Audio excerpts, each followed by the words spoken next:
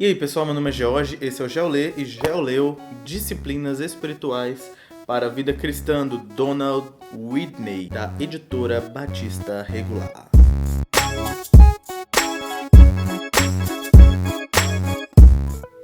Tá um sol retado lá fora, mas tá frio aqui. Pessoal, esse é um livro aqui da editora Batista Regular. É um livro muito bom sobre, como o próprio título já nos apresenta, né? Disciplinas espirituais ou aquelas disciplinas relacionadas à devoção e à prática da piedade. Ele é um livro tão bom e ele fala com tanto afinco sobre essas coisas que eu fiquei até mesmo constrangido de fazer esse vídeo pra vocês, porque digamos que eu não sou uma pessoa muito disciplinada. Só que depois eu vi que eu precisava falar desse livro pra vocês, não por causa de eu ser uma pessoa disciplinada ou não, porque na verdade o conteúdo daqui desse vídeo não é por causa de mim, mas é por causa desse livro que eu tive acesso e porque eu percebo que ele fala daquilo que a palavra de Deus nos diz. Então é importante que você conheça esse material. Algo interessante que é falado aqui logo no início é sobre uma vida tranquila. Ele diz que muitas vezes nós nos pegamos pensando, quando minha vida ficar um pouco mais tranquila, eu vou fazer isso, eu vou orar mais, eu vou ler mais minha Bíblia. Só que aí que tá, ele diz, a esta altura já era para termos aprendido que a vida nunca fica tranquila. Aquilo que desejamos realizar, devemos fazê-lo com a vida agitada. Da mesma forma, se pretendemos disciplinar a nós mesmos com vistas à piedade, temos que fazer com a vida assim como ela se encontra no momento. Isso aqui é nas primeiras páginas do livro, você já lê isso, você já fica, poxa, tenho que tomar uma decisão.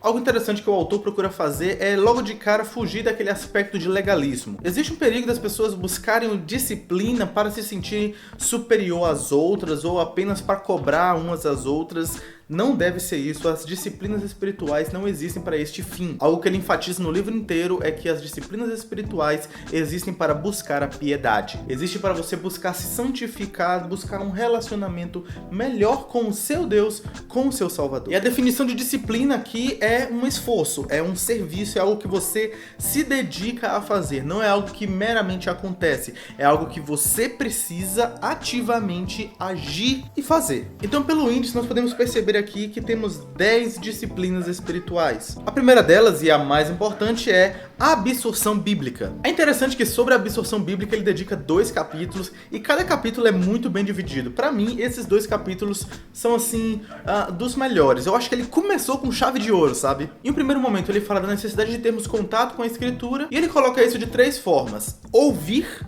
ler e estudar. São os níveis, né? Ouvir é o mínimo. Você ouve da palavra de Deus em uma igreja, um sermão na rádio, né? Ou no MP3, ou na internet. Ler a palavra de Deus é uma disposição que você mesmo faz ao ler a escritura todo dia. E estudar a escritura é essa leitura e esse ouvir assimilado. É você buscar entender aquilo que você está tendo contato. Em um outro momento, ainda sobre a escritura, ele fala de 3 práticas um pouco mais específicas, que é memorizar, meditar e aplicar. Eu achei interessante como ele coloca assim, de certa forma, em níveis e você consegue perceber em que ponto você está e aonde você precisa melhorar. Eu achei isso excelente. No que se segue, ele fala sobre oração e a sua necessidade. Da mesma forma como na leitura bíblica Deus fala conosco, na oração nós falamos com Deus e é necessário respondermos a esse Deus que tem se revelado a nós. Ele fala que nós podemos aprender sobre a oração de 3 formas pelo menos. Ele gosta de categorizar assim, né? 3 pontos, 5 maneiras, enfim. 3 formas de se aprender sobre a oração é orar com os outros, e está relacionado aqui, por exemplo, a prática da oração comunitária, ler sobre a oração, e aqui entraria uma recomendação de boas leituras sobre essa prática, e a meditação na Bíblia. Porque se a oração é uma resposta a Deus por aquilo que ele falou, e na Bíblia eu tenho aquilo que ele falou, quanto mais eu medito, mais eu sou levado a falar com esse Deus. Então, a meditação é excelente. Dessa forma, a meditação é aquilo que linka a leitura bíblica com a prática da oração. É excelente. Vamos lá, seguindo, ele vai falar sobre a adoração. Com a adoração, ele fala sobre uma dedicação constante a Deus, uma dedicação total a Deus, em espírito e em verdade. Ele dedica uma parte a explicar o que significa adorar em espírito, outra parte dedicada a explicar o que é em verdade. E ele também classifica em 2 momentos ou 2 ocasiões para a adoração. A adoração comunitária, que de maneira plena está no culto solene, culto congregacional, e a adoração particular. Uma outra disciplina é evangelismo. Eu achei isso muito interessante, evangelismo entrar como disciplina aqui, porque muitas vezes evangelismo está associado a apenas um mandamento operacional. Eu devo cumprir o ID, eu devo pregar o evangelho. Tudo isso é verdade, mas assim como todas as disciplinas que ele lista aqui no livro, o evangelismo deve existir para alcançar a piedade. E é uma disciplina porque deve ser algo intencional.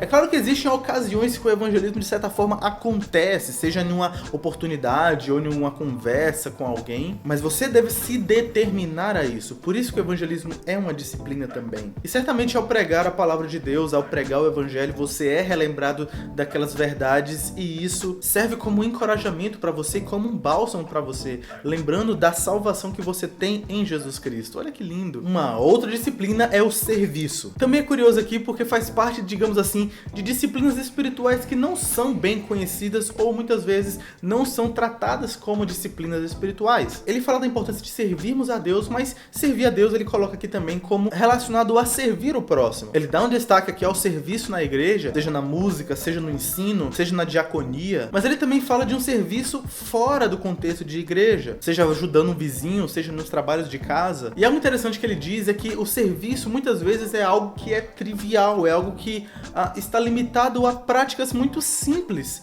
e por isso muitas vezes é desprezada. Mas na verdade são nessas práticas simples que a gente trabalha a humildade, que a gente é exercitado no amor. Então o serviço deve ser motivado por obediência àquilo que Deus nos diz, gratidão por tanto que temos recebido do nosso Deus, em alegria, um serviço cheio de murmuração não vale de nada, conscientes do perdão de Deus e não motivados por culpa, em humildade e em amor. E não para usar como moeda de troca para com Deus, não para ser recompensado com bens materiais. Sobre serviço, olha só o que ele diz. Página 162 para quem tiver com o livro. Acompanhe aí em seus livros. Procurados. Voluntários dotados para o serviço difícil na expressão local do reino de Deus. A motivação para servir deve ser obediência a Deus, gratidão, alegria, perdão, humildade e amor. O serviço raramente será glorioso. A tentação de abandonar o posto de serviço às vezes será forte. Os voluntários deverão ser fiéis apesar das longas horas dedicadas ao trabalho, da obtenção de poucos ou de nenhum resultado visível e possivelmente de nenhum reconhecimento,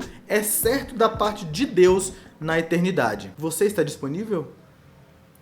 Caraca, velho, essa parte aqui foi muito forte. Mas não acabou ainda, depois ele vai falar sobre mordomia, de como nós administramos aquilo que Deus nos dá, e ele destaca duas coisas que talvez sejam mais centrais e também está relacionado com tudo que fazemos na vida. Quais são essas coisas? Tempo e dinheiro. Ele apresenta então 10 princípios de por que devemos administrar o tempo e como devemos administrar o tempo, e também 10 princípios de como podemos administrar o dinheiro e por que devemos administrar o dinheiro. Uma outra disciplina que ele trata é jejum. Jejum que é uma disciplina muitas vezes incompreendida e muitas vezes também temida. Ele nos explica aqui e por isso esse capítulo é bem importante. Ele fala que o jejum deve ser feito com propósito, mas isso não significa que o jejum deve ser usado como uma barganha com Deus. Deus, eu tô fazendo aqui o jejum desse dia, ou de 3 dias, ou de 5 dias, e o Senhor me dá um emprego, e o Senhor me aprova naquela disciplina. E o Senhor me dá isso, me dá aquilo. Como se o jejum fosse uma nota, né? Fosse um trabalho que você dá a Deus para Ele te recompensar de algo que você precisa. Cuidado com isso, porque, como eu falei no início, né? Donald Whitney falou no início. As disciplinas existem para buscar a piedade e não para ganhar algo, para ser recompensado por Deus com nossos objetivos terrenos. É bom ter cuidado com isso. O jejum existe para demonstrar arrependimento, para buscar mais a Deus, para lamentar por uma grande perda. O jejum que a Bíblia nos mostra é uma abstenção de alimento para dedicação a Deus de maneira mais especial. Uma outra disciplina que ele aborda aqui é silêncio e solidão. Sim, são 2 termos, mas ele coloca aqui como o par, silêncio e solidão. Eu achei muito interessante ele colocar essa disciplina aqui porque é algo que eu me agrado. Quando eu tenho oportunidade de estar em silêncio, em solidão, é algo muito proveitoso porque às vezes o barulho do mundo, né? Eu não sei quanto de barulho vocês estão conseguindo ouvir aí, porque aqui na minha rua é bastante barulhento. São Paulo é muito barulhento.